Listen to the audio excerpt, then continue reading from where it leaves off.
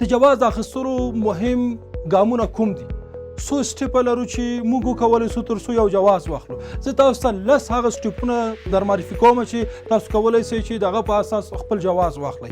لومړی هر کله چې تاسو کاروبار پیلوئ نو یو تحقیق وکئ، پلټنه وکئ چې کوم فعالیت او کاروبار تاسو پیلوئ. هر کله چې دا معلوم شو، مشخص شو، د هغه په اساس په دویم پړاو کې باید تاسو خپل د کاروبار لپاره نوم وټاکئ. نوم د کاروبار لپاره ډېر اهمیت لري.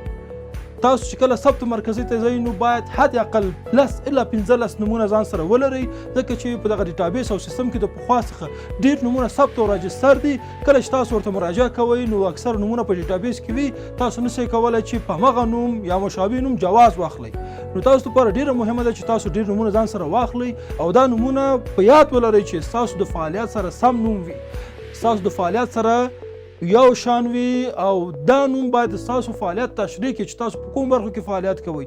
اکثره دوستان په دې کې ساوه کېږي، داسې یو نوم انتخابوي چې فعالیت یو شی وي، نوم یې بل شی وي. په دې باندې ډېر زیات دقت وکړئ. په دریمه برخه کې چې کله تاسو نوم وټاکه نو تاسو خپل د کاروبار لپاره یو حقوقي سټرکچر برابر کړئ، یو جوړښت برابر کړئ چې تاسو دا په انفرادي شکل پرمخ وړئ. تاسو شراکت کوئ، که شراکت کوئ ستاسو رئیس به څوک وي، معاون به څوک وي، یا څو کسب په دغه برخه کې پانګونه کوي. دا هغه مهم موضوعات دي چې تاسو باید په نظر کې ونیسئ. کله چې تاسو سټرکچر هم پیدا کړه نو بیا د خپل د کاروبار لپاره یو ځای هم وټاکئ. موقعیت ډیره مهمه ده. تاسو چې کله ثبت مرکزي ته مراجعه کوئ تاسو نه د موقعیت پروف یا سند غواړي چې تاسو په کوم ځای کې فعالیت کوئ او تاسو مرکز چیرته دی، ادرس کوم دی. دغه هغه معلومات دي چې تاسو هرومرو له ځان سره ولرئ. په 5مه برخه کې ډیره مهمه ده چې تاسو د معلوماتو او ارتباطاتو برخه کې یو شخص ځان سره ولرئ. دا شخص چې د ثبت مرکزي سره یا د دولت سره په تماس کې وي او همیشه ستاسو چارې پر مخ وړي.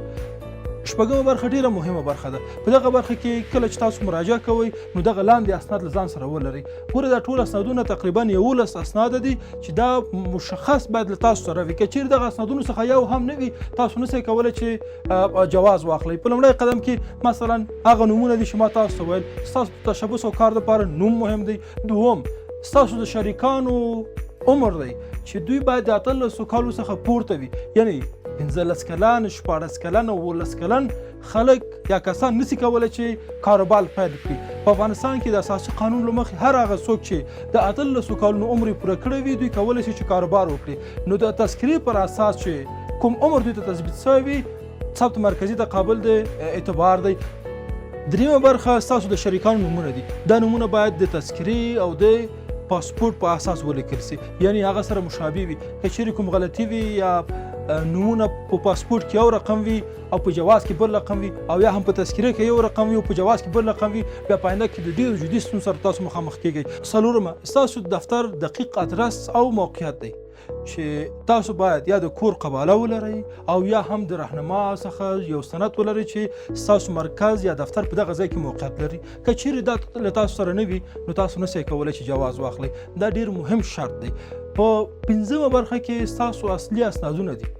مثلا ستاسو تعین دی، ستاسو د زده کړې مکمل اسنادونه دي او ورته نور مهم سندونه دي چې له تاسو سره باید وي او د جواز د اخیستلو په وخت کې ورته ضرورت احساسیږي. مشخصا که چیرې تاسو سکتوري جواز اخلئ نو دلته بیا ستاسو د زده کړې او یا هم تحصیلي اسناد ډېر مهم دی پکارېږي او تاسو باید ځان سره ولرئ. د شرکت اساسنامه بله برخه ده چې دا په 6مه برخه کې راځي.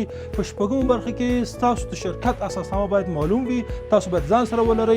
دا اساسنامه خپل د ثبت مرکزي لخوا تاسو ته درکول کیږي. تاسو هغه اخلئ، ډکوئ، خپل د شریکانو نومونه پکې لیکئ، د شریکانو سهام پکې معلومیږي چې کوم شریک څومره سهم لري. دا ټول مکمل معلومات په اساسنامه کې ځای په ځای کیږي.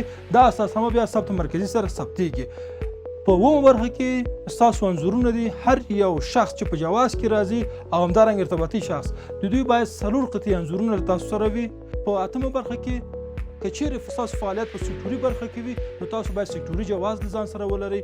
9مه او 10مه ډیره مهمه ده چې پخوا دا ډول شرایط هیڅ نه وو، ولې په د وروستیو کې دا شرایط وضع شوي دي. مثلا په نهمه برخه کې که چیرې تاسو انفرادي جواز اخلئ ستاسو په اکاونټ کې باید د 15 لکو افغانیو په اندازه پیسې وي. که چیرې تاسو د پارتنرشپ یا شراکت جواز اخلئ نو ستاسو په اکاونټ کې د 1 میلیون افغانیو په اندازه باید پیسې وي. تاسو باید 1 میلیون افغانیو په اندازه بانک سټیټمنټ ثبت مرکزي ته وړاندې کړئ. که چیرې دغه دواړه له تاسو سره نه وي تاسو نشئ کولی چې جواز واخلئ. دا شرط پخوا نه و، په دې وروستیو کې رامنځته شوی.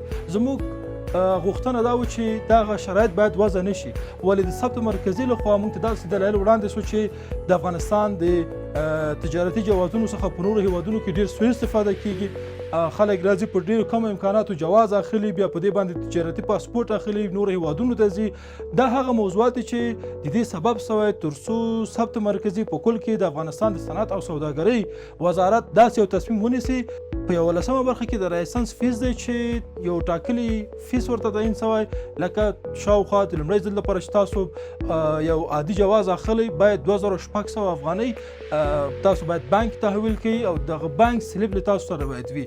دغه ټول مهم اسنادونه دي. کله چې دا اسنادونه برابر کړه نو دا اسنادونه تاسو ټول منظم کوئ او د جواز د صادروونکي مرجع ته ځئ.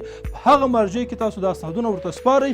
دغلته بیا دغو معلوماتو په رڼا کې ستاسو شرکت دپاره یو ټي آی ان ورکول کیږي. ګورئ، یو ستاسو خپل ټي آی ان دی، یو د شرکت ټي آی ان دی. ستاسو ټي آی ان او د شرکت سره فرق کوي. دلته د شرکت دپاره بیل ټي آی ان صادریږي او دا ټي آی ان ستاسو د ټولو معلوماتو په رڼا کې صادریږي چې تاسو نوم غوره کړی وي، ستاسو ادرس باید معلوم وي، موقعیت باید معلوم وي، مکمل معلومات تاسو برابر کړی وي، د اسنادونه برابر کړی وي. دغلته د جواز صادروونکي برخې ته راځئ. په دغه برخه کې د ستاسو اسناد کتل کیږي چې کله مکمل وو بیا تاسو ته وایي چې تاسو د شرکت دپاره یو ټي آی ان واخلئ. همغلته په 15 دقیقو کې تاسو ته ټي آی ان صادریږي. تاسو ټي آی ان اخلئ.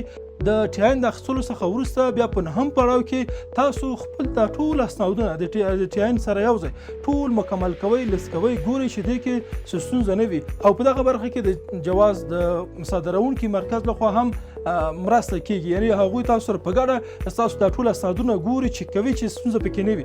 په 10مه برخه کې بیا نو ستاسو اسنادونه ټول منظم سو، اسنادونه سپارل کیږي. تاسو وخت تعیینېږي چې سبا یا بل سبا راشئ او خپل جواز واخلئ. مبارک موسه، تاسو کولی شئ چې دغه جواز واخلئ او ترې استفاده وکړئ.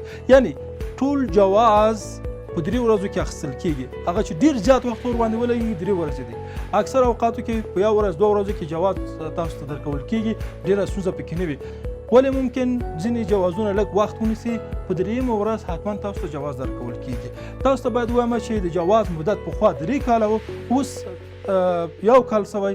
کله چې تاسو دا جواز تمدیدوئ نو تاسو ته بیا حق درکول کیږي چې د 1 کال یا هم د 2 کالونو لپاره تاسو خپل جواز تمدید کړئ.